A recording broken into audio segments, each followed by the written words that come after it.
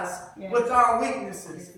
And that's not why, no matter what you are going through, God has a remedy for you. And Jesus is not unsympathetic. He will not turn up his nose and look down at you. See, we have the only faith in the world that has a Me Too God. I read Islam. Islam does not have a Me Too God. Allah is way up here and man is way down there. And you make one false move and I'm going to strike you with a thunderbolt. The Hindus cannot claim a Me Too God. I read about them. Their gods are holy and man is dirty. The Confucius is not a Me Too God. The Judaism is not a Me Too God, because all these religions put more distance between God and man. But Jesus says, I'm going to step down and reach where you are. Not only am I coming where you are, I'm going to live how you live. I'm going to be tempted as you are tempted, but I'm going to show you how to be tempted yet without sin. Now think about this.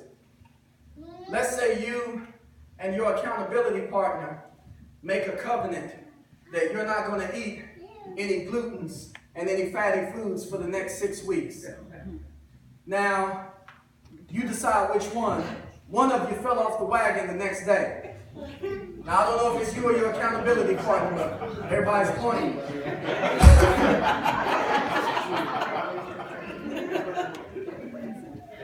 But let's say that one of you fell off the wagon the next day and one of you maintained your discipline for the entire 6 weeks. Tell me something. Who would understand hunger better? The one who gave in quickly or the one who endured and did not give in? See, resisting temptation makes you more of an expert on temptation than giving in to temptation. So I submit to you that Jesus understands temptation even better than we do, because we gave in and we failed. We didn't hold out. Jesus knew how to fold out from eating and drinking for 40 days without sin. Jesus knew how to not curse people out and tell them to drop dead even when they were hating on him without sin. Jesus said, have you ever served God and had somebody curse you? Me too. He said, I was serving the Lord and casting out devils. They called him Beelzebub. That's the God of the underworld, the Lord of the flies. Have you ever been a blessing to people and all the religious folks said you're a lie and you're a phony and you're a fake and you're not real? Whatever you've been through, me too, because I was tempted like you, yet without sin. He understands what we're going through. And then he said, let us come boldly unto the throne of grace, that we might obtain mercy and find grace to help in the time of need. That we might obtain mercy.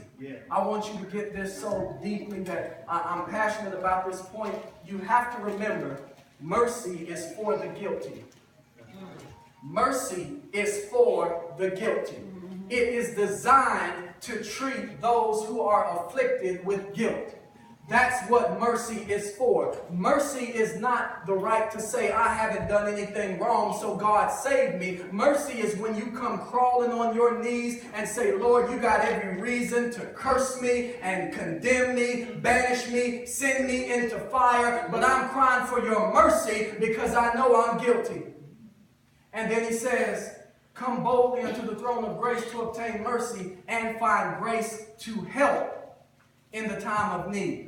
Let me tell you what's so clever about grace. Grace is not just forgiveness. It's not just undeserved favor, but grace is the power to change. That's right. That's right. He says grace will help in the time of need. Grace doesn't just pat you on the back and send you back out the way you came in, but grace transforms, grace renews, grace justifies. It gives you the strength to be different because God would have you in his image. Watch this. Everybody here, every soul on the planet was born into this world with a Jesus-sized hole in your soul. Every one of us comes into this world with a Jesus-sized hole in your soul. It's like the missing piece to a jigsaw puzzle. And you can try to plug in everything that doesn't fit. You will never be complete because can't nobody do you like Jesus.